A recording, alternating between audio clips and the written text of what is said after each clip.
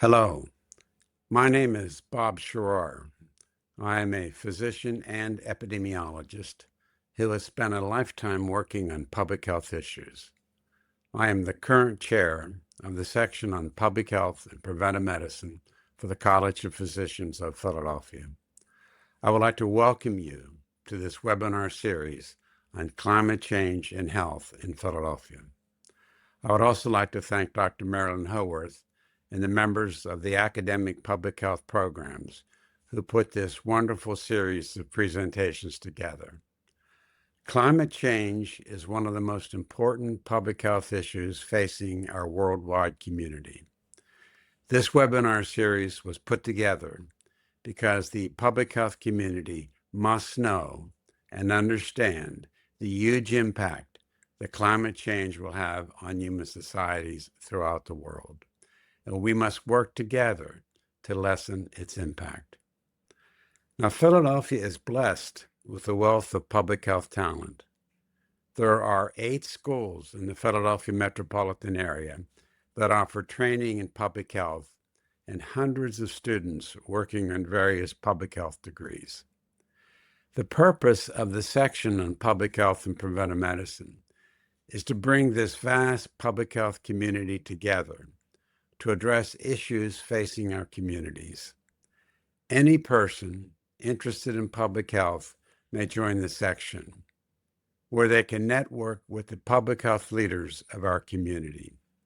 You do not have to be a member of the College of Physicians. Student memberships are free. To learn more about the section, go to the college's website and read about the various activities that we sponsor. Now, sit back and relax and learn from these wonderful webinars. Thank you. My name is Hillary Nelson, and I'm the director of the Masters of Public Health program at the University of Pennsylvania. I also hold faculty positions in both the Perelman School of Medicine and Penn School of Veterinary Medicine. My topic for this series of College of Physicians videos is the intersection of One Health and climate change. This presentation will have 2 talks. In the first one, I will give background about One Health, including its definition and frameworks, and then I'll touch briefly on climate change. I will then conclude with a series of short case studies on the intersection of One Health and climate change, including some ways that a One Health framework can be used in terms of mitigation and adaptation. My colleague Elizabeth Woodward, faculty at PennVet, will then give a longer case study on zoos. Both of these talks will touch on 4 different competencies. There are 2 competencies that ASPPH has proposed for climate change. There are also 2 competencies from CEF.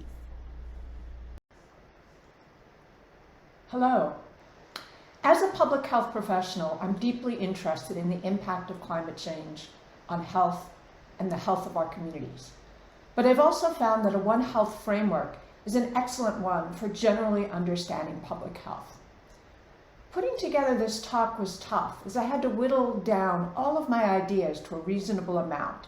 So, think of this talk as my personal, and I have to confess, somewhat quirky view of how One Health and climate change intersect and interact.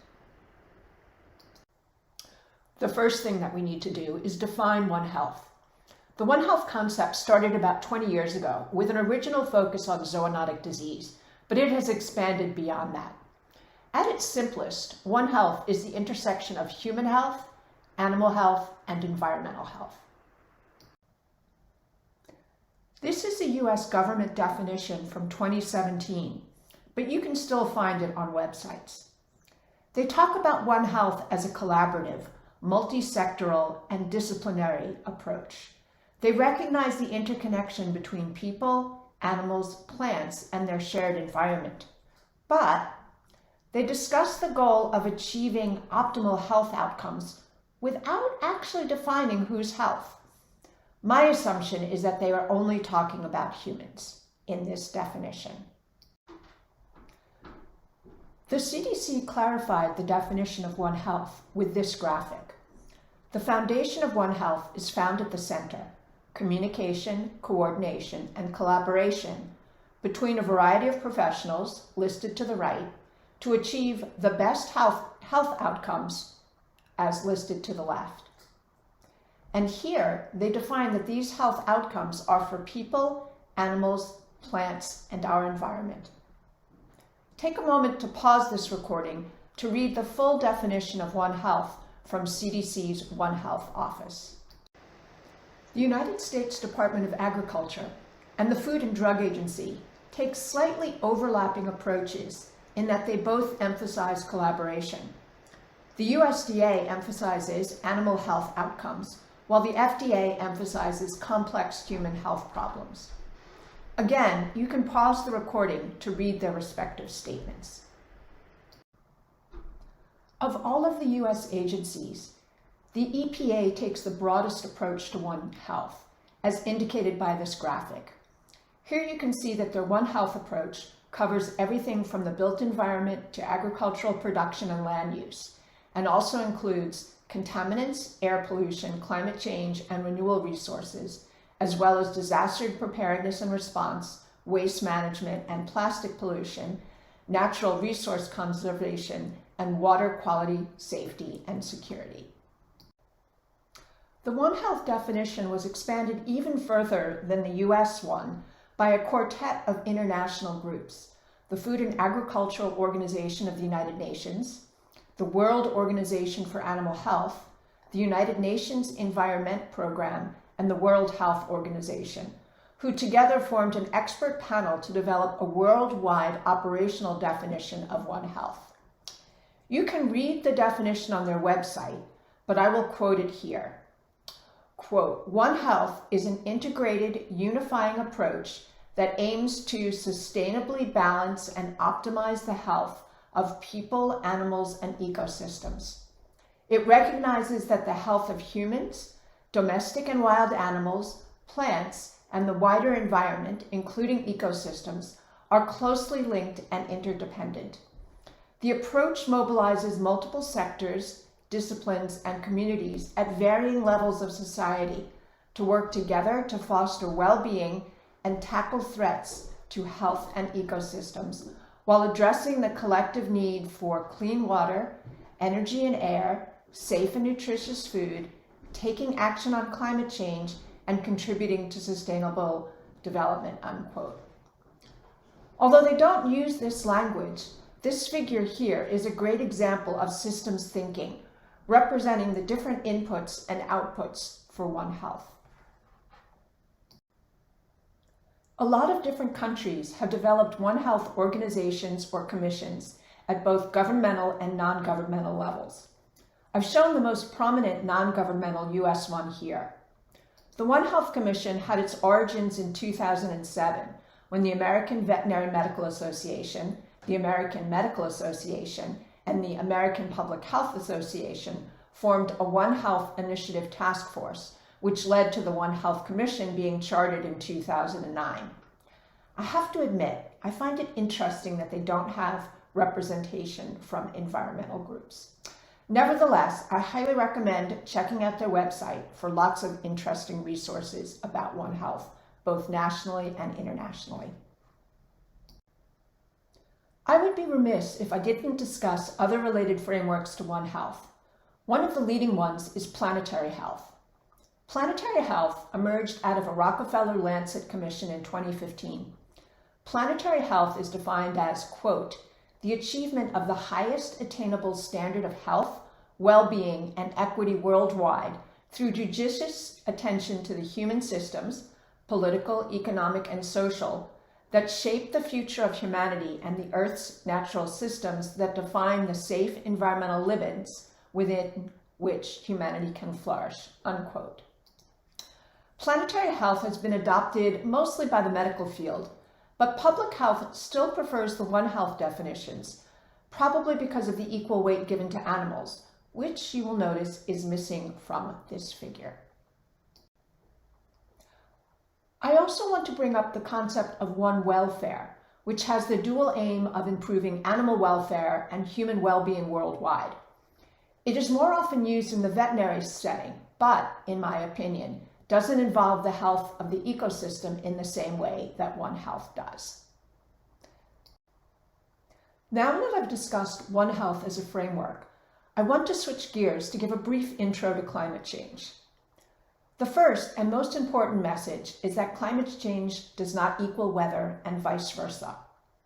Weather is what's happening today or over the next few weeks, while climate change is what's happening over decades. This picture is taken from a U.S. Air Force flight into Hurricane Melissa in the Caribbean, one of the largest hurricanes historically to form in the Atlantic Ocean. This actual hurricane is weather, but the forces that have made it so large are due to the changing climate. To delve more into climate change, let's look at global temperatures over the past 500 million years. You can see that climate has been quite variable over this long time span. For most of the past 500 million years, global temperatures have appeared to be too warm, the red portions of the line, for there to have been persistent polar ice caps like we have now. The last really warm time was the Paleocene-Eocene thermal maximum, or PETM. During much of the PETM, the poles were free of ice caps, and palm trees, crocodiles, lived above the Arctic Circle, as you can see in this cartoon. And as you might imagine, sea levels were also quite high. Clearly, humans weren't alive 50 million years ago. So what was causing these massive climate changes and this very warm weather? Let's talk a little bit about the natural causes of planetary warming and cooling. There are volcanic eruptions whose aerosols shield the Earth from the sun, cooling the Earth. Increases and decreases in solar radiation from sun flares and sunspots can change how much heat the Earth receives from the sun. And small changes in the Earth's orbit can change how far the Earth is from the sun, again impacting the amount of radiation. In my opinion, one of the most interesting natural causes of climate change is tectonic shifts, and these were happening quite a lot in early Earth history. As continents moved around, part of them ended up in new latitudes. This changed the amount of solar radiation they were getting and changed their environment and their climate. Importantly, the continental shift also impacted ocean circulation. In general, ocean currents carry a lot of heat from the tropics at the equator to the polar regions, so any changes to the circulation pattern could have had varying impacts on the climate at different parts of the Earth. But it's important to realize that, in general, with the exception of volcanic eruptions, most of those natural causes of climate change happen over tens of thousands of years. Today's global warming is increasing at an unprecedented fast rate. For example, it took about 5,000 years to emerge from the last ice age. That degree of warming is estimated to take only 110 years at our current rate.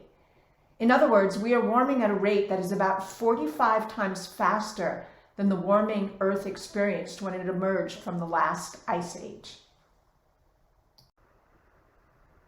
Here's a more in-depth look at this rapid warming from the IPCC, the Intergovernmental Panel on Climate Change. The IPCC was created in 1988 by the World Meteorological Organization and the United Nations, specifically the United Nations Environment Program. The IPCC was charged, quote, to provide governments at all levels with scientific information that they can use to develop climate policies.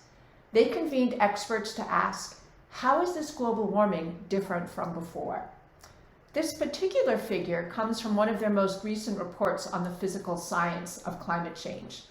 Their conclusions are unambiguous. The warming, like that of recent decades, has not been seen for millennia or longer. They conclude that it is warming almost everywhere in the world. It is warming more rapidly than ever seen before.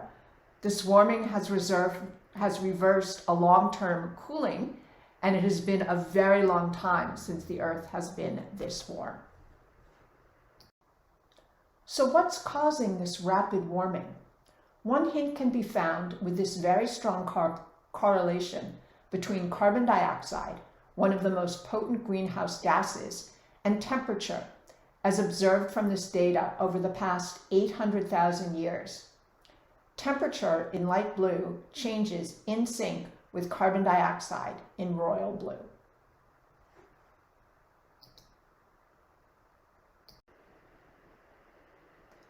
This graph shows just the carbon dioxide levels for clarity.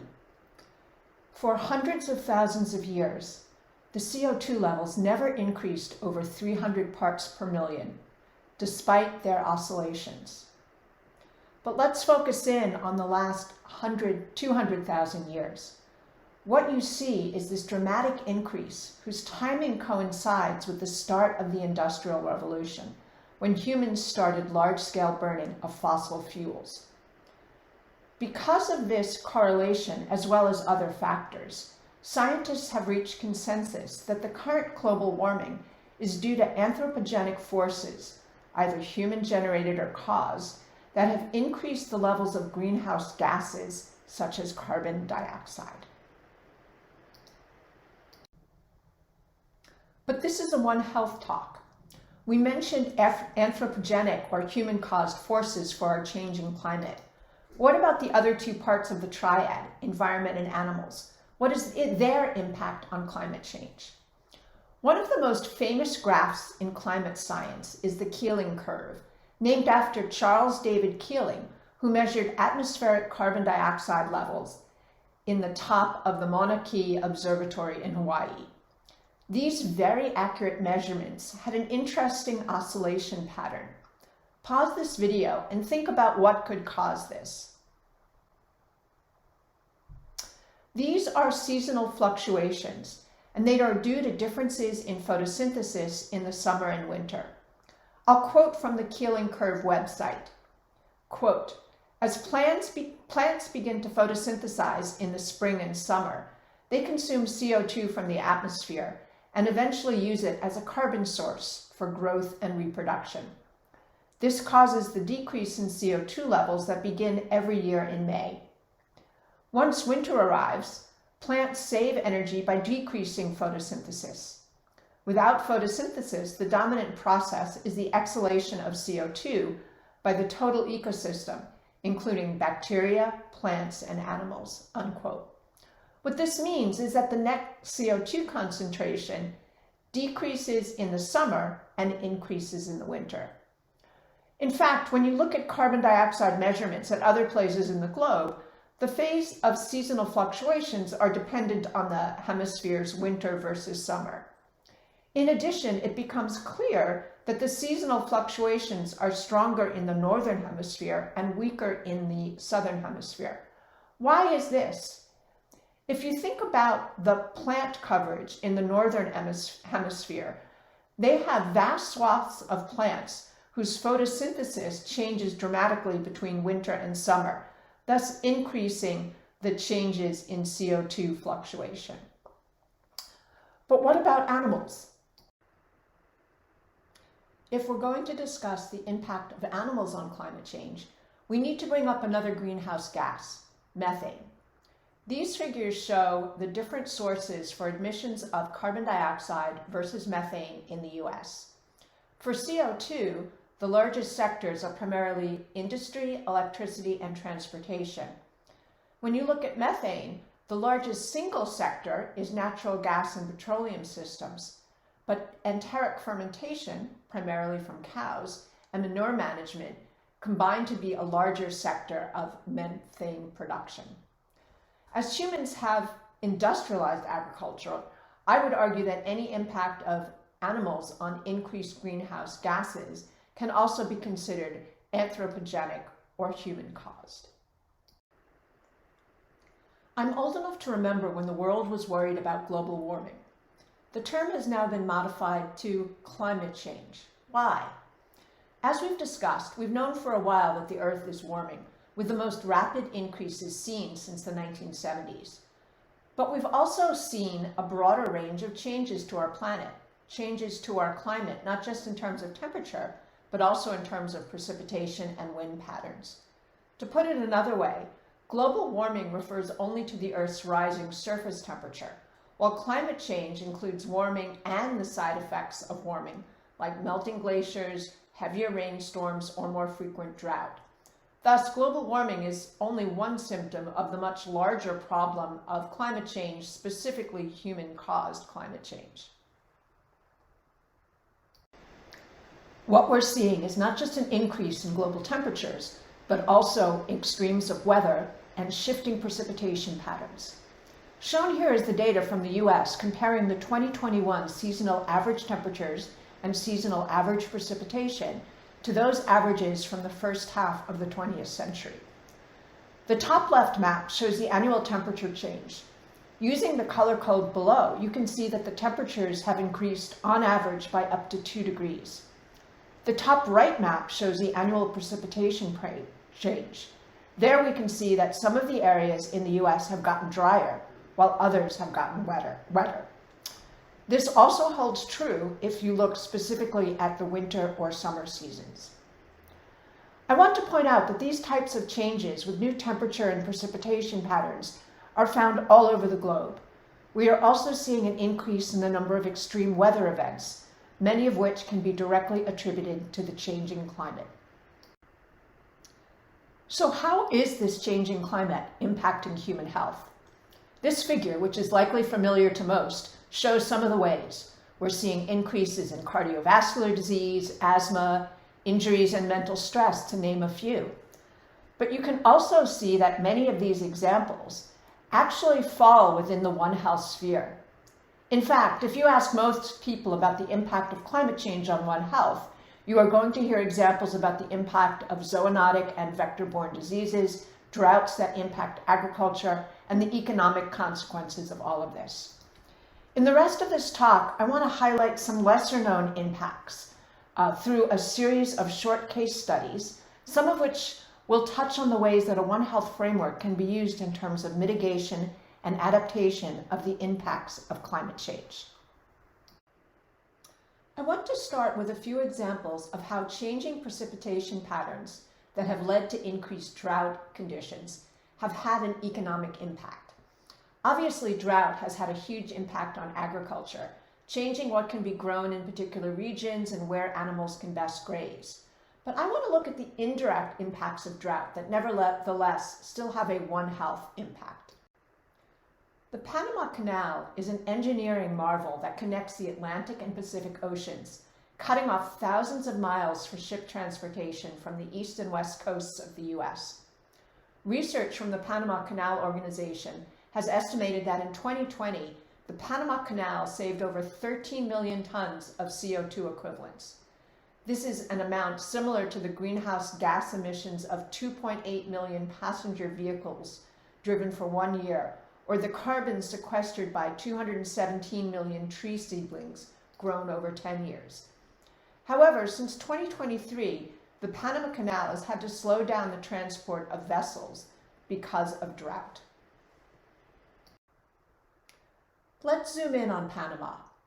The canal needs a huge amount of water to fill the locks, and this water comes from nearby lakes, particularly the Gatun Lake, shown in the red circle. This lake is primarily fed by rainfall.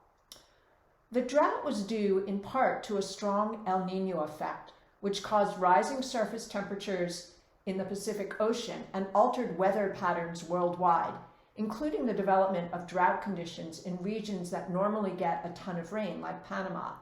In fact, you can see this in terms of the color coding of precipitation anomalies, comparing 2023 versus an earlier period. The darker brown all over Panama indicates up to 20% less precipitation. To add insult to injury, the higher global temperatures from climate change increased water evaporation, further reducing the supply. With this lower water supply, the number of ships that could pass through the canal was severely decreased by almost 1/3 during the fiscal year 2024. In response, Panama increased transfer prices as they had fixed costs to operate the canal. However, Panama is economically dependent on the canal, and even those increased prices didn't abrogate the economic impact of the drought on the country. In addition, many ships had to take the longer route, thus increasing CO2 emissions and further exacerbating climate change. Importantly, from a One Health perspective, these increased prices had an impact on the other countries who had to deal with both decreased shipping and higher prices. And this is especially true because almost 14 tons of grains are shipped through the canal, and the increased costs had an indirect impact on food availability, putting more pressure on an agricultural system already dealing with the direct impacts of climate change. Let's switch to another country in the global south.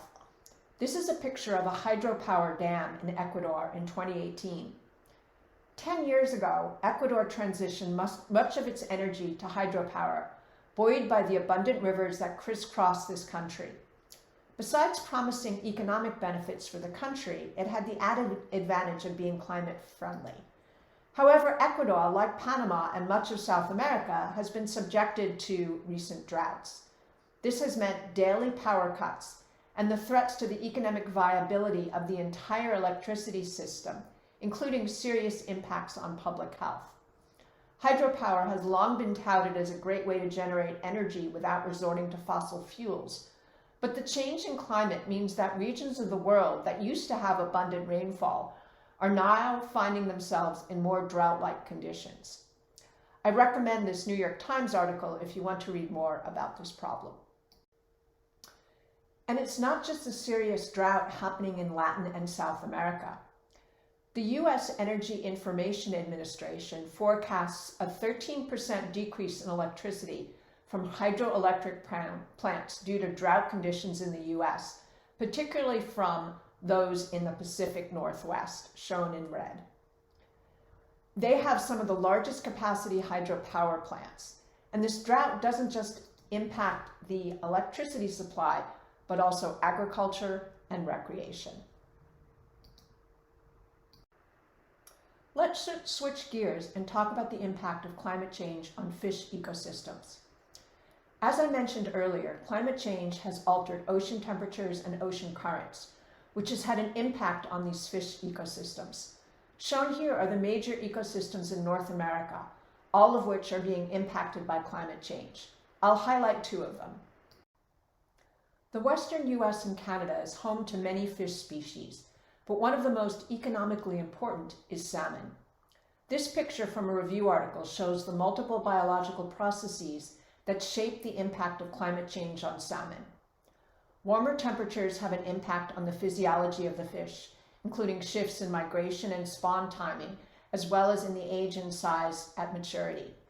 These combine with other environmental changes such as acidification and droughts, human activity, and changes in predators to cause a dramatic decrease in the native salmon population.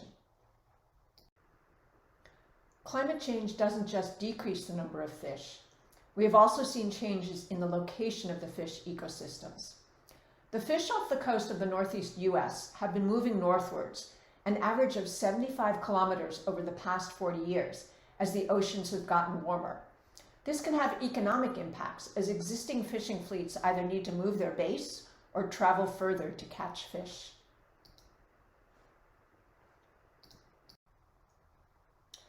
As the Earth warms, we are seeing seawater rising and coastal flooding.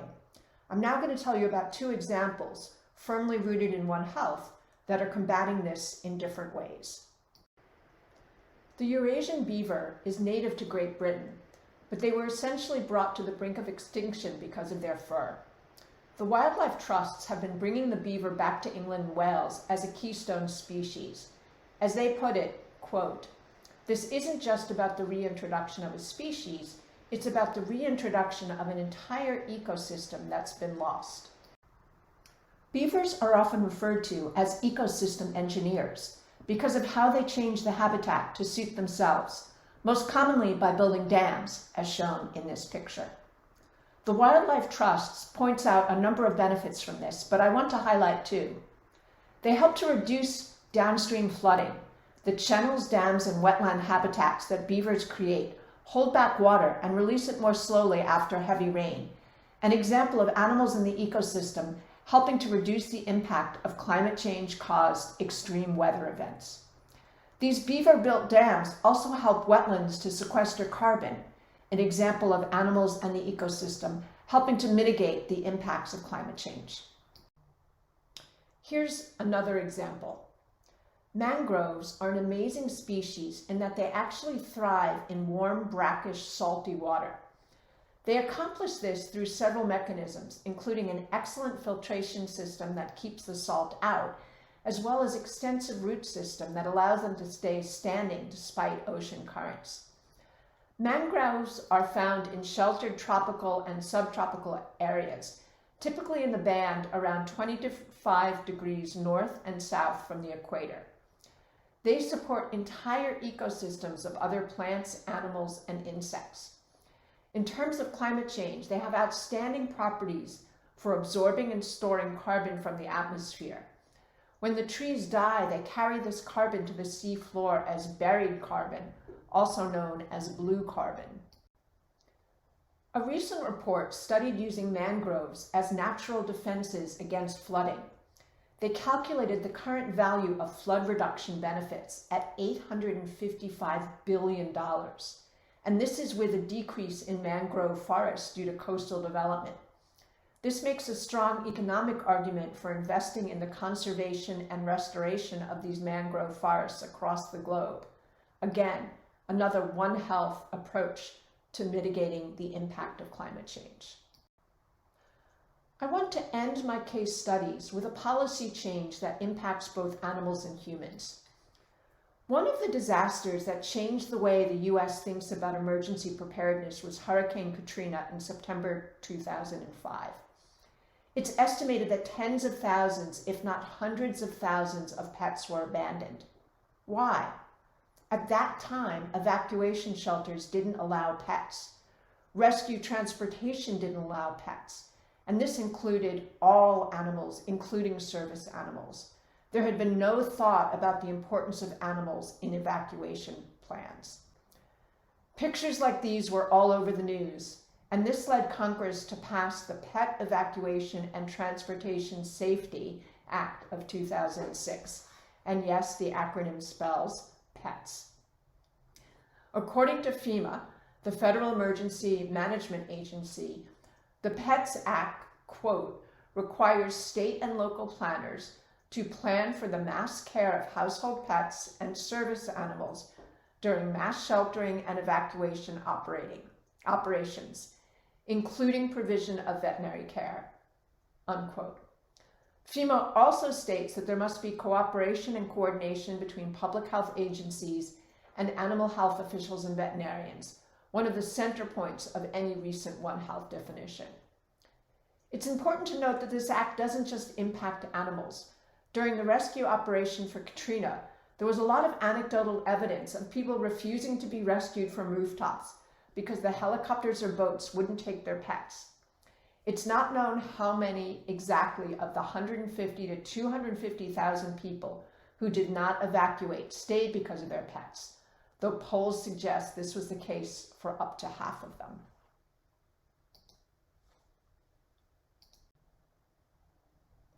I want to end my talk thinking about the ethics of One Health. When we think of humans, are we looking at the whole population of the world or specific demographics? What about animals? Are we looking at companion animals, agricultural animals, or wild animals? What about zoo animals that we'll hear about in the next talk, or invertebrates, marine animals, or birds? What ecosystems do we care about, man-made or only natural, coastal or mountains or prairies? And how do we balance all of these competing needs? Where is the value judgment? Where is the ethics? These are questions that remain to be answered. Hello, today I will be talking about zoos and climate change. We're going to discuss their roles in climate change. We're also going to discuss ways that zoos are actively mitigating effects of climate change and global warming. And then finally, we'll talk about how zoos can contribute to mitigation of climate change and potentially even the slowing of climate change.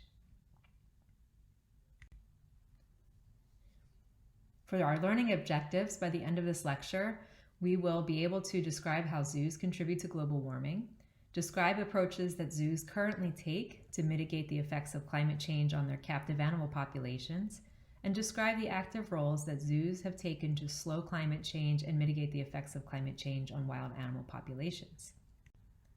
Though people have kept wild animals for thousands of years, those collections have not always resembled the modern zoos that we see today.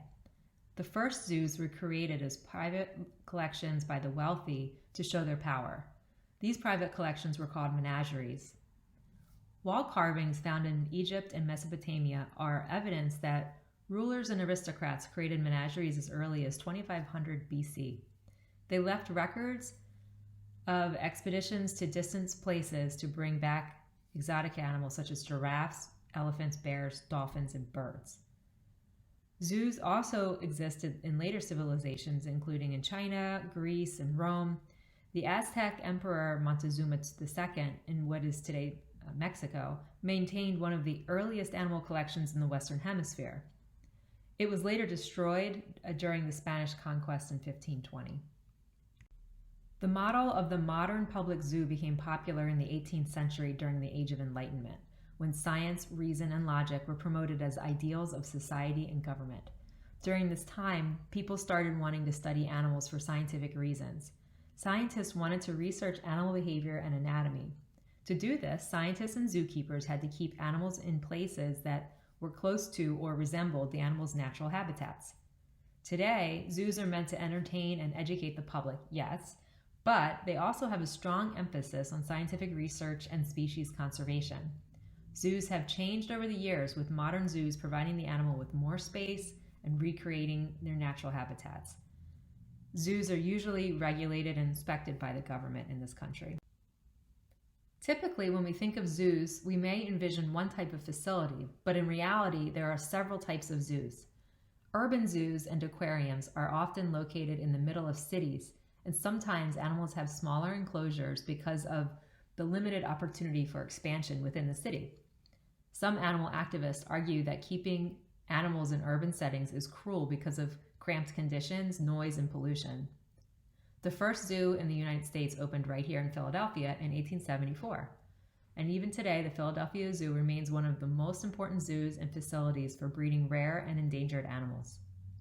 Suburban zoos can be a little bit larger than urban zoos, as they are right outside of city limits. And as an example, the San Diego Zoo is the nation's largest zoo, covering 100 acres and housing more than 4,000 animals. Safari parks are large parks that feature non-native animals where visitors can drive at their own leisure to see non-native wildlife living in large enclosed areas. Also, game reserves are large swaths of land whose ecosystems and native species are protected. The protections allow animals to live and reproduce at natural rates.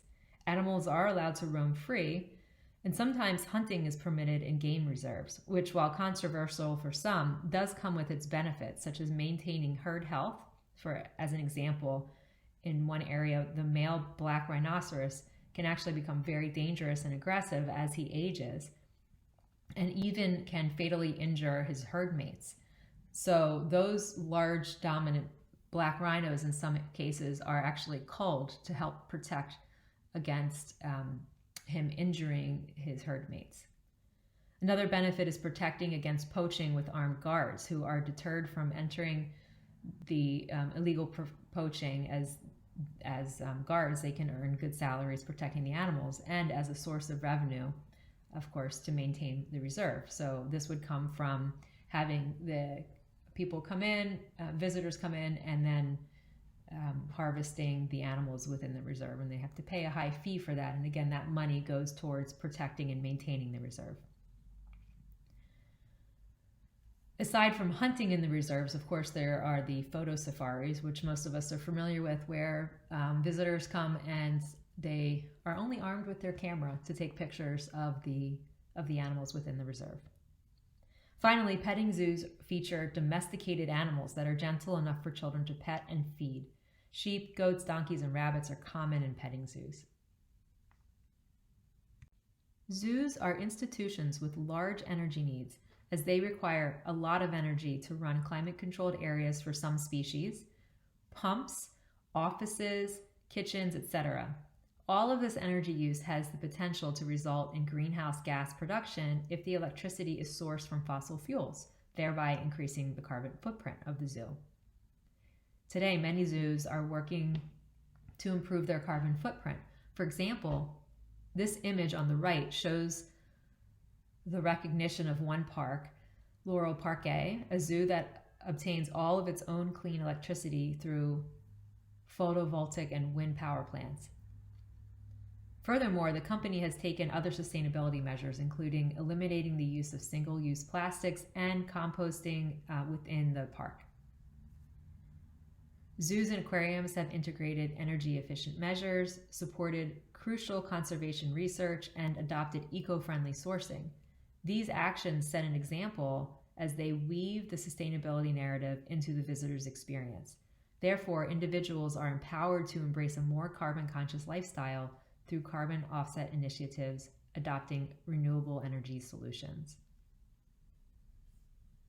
Global warming and climate change result in more frequent and intense weather events, and these events can result in damage, animal death, and severe economic loss. The image on the left is from the Wildlife Conservation Society's New York Aquarium on Coney Island after Hurricane Sandy hit. In addition, climate change is disrupting natural ecosystems by providing more suitable environments for infectious diseases, allowing disease-causing bacteria, viruses, and fungi to move into new areas where they may harm wildlife and domestic species as well as humans. Range shift and changes in migratory patterns are also a factor. For example, avian influenza viruses occur naturally in wild birds, though often with no dire consequences. However, recently a highly pathogenic strain of the disease is currently a major concern because it can affect humans and other animals. One main contributing factor is severe winter conditions and droughts exacerbated by climate change, which can disrupt normal migratory pathways of wild birds, thereby bringing both wild and domestic bird populations into greater contact at the remaining water sources as they try to seek some water. Recently, at an animal sanctuary in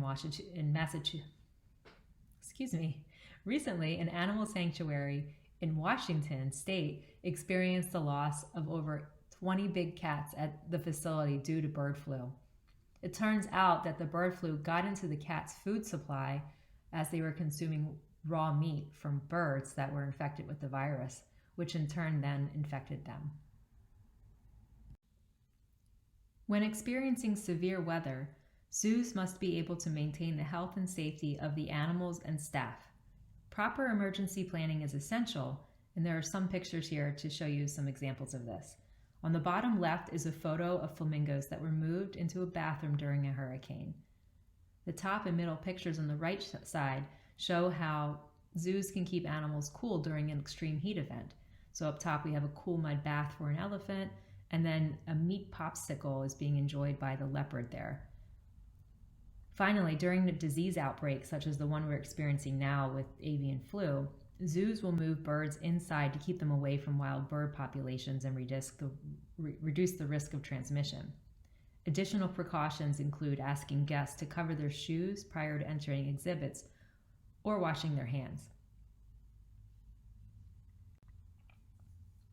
Zoos and aquariums are more than just places for recreation. They are powerful platforms for educating the public about the natural world, wildlife conservation, and climate crisis. They also contribute to knowledge through research collaborations. Through their unique position, they can illustrate vivid connections between human actions, the state of our environment, and the ramifications of climate change in alignment with the Sustainable Development Goal number 13, which is climate action. Visitors are given the opportunity to learn the effects of wildlife. When it comes to successful efforts to conserve or restore wildlife populations, collaboration is key. Zoos partner with other organizations in breeding and conservation efforts. While not directly climate related, one success story of breeding efforts is in the California condor, a very large bird native to the west coast of the United States that has been reintroduced to its native habitat after breeding in zoos and wildlife parks. This bird was declared extinct in the wild at one point, and today there are hundreds in the wild due to aggressive collaborative breeding efforts. Also, in the 1960s, the giant tortoise population on one of the Galapagos Islands was reduced to just 15 individuals. In the 60s and 70s, all of the surviving tortoises were taken to a captive breeding center on a nearby island of Santa Cruz with the aim of repopulating the species. Since then, more than 2,000 tortoises bred at the center have been returned to their native island. Diego, who was transferred from the San Diego Zoo to Santa Cruz Island to join the breeding program, is believed to have fathered around 800 tortoises. And there's a picture of Diego there on the lower left corner of the screen. Lastly, global warming is killing our coral reefs at a rapid pace. Researchers and zoos have partnered to create a coral reef bank where corals are cryopreserved with the intention of repopulating the areas where die-off has occurred. Zoo animals are ambassadors for their species. Zoos have the opportunity to educate guests during their visit and allow visitors to see animals that they may otherwise never see. This results in a sense of connection with nature. One organization generated a survey for zoo visitors and found that the survey respondents were receptive to learning about climate change and would like to participate in addressing it. However, they do not feel as if they are qualified to do so. Predicting how animal species might respond to climate change is an important step in developing effective tools for managing biodiversity in a changing climate. This task is made difficult due to a lack of reliable data on the animals and how they will respond to changes in their habitat. The collections of animals in zoos are an important resource that can be used to address some of the gaps in our knowledge, particularly when integrated with field research and conservation planning. Zoos can increase our understanding of the impact of wildlife disease by conducting integrated disease surveillance programs and developing treatment or management options. Also, some zoos are currently employing the concept of citizen science, which is essentially an app on the phone that the user can use to identify wildlife, record sightings that can be used then for studying populations, etc. Frog Watch is one example of one of these citizen science apps, and they're very popular. In closing, zoos have evolved over the years substantially. What was something that once existed only to exploit is now a powerful tool for advocating sustainability, stewardship, and conservation. Zoos serve important roles when it comes to climate change, including protecting the species that are vulnerable to climate change and the impacts of global warming.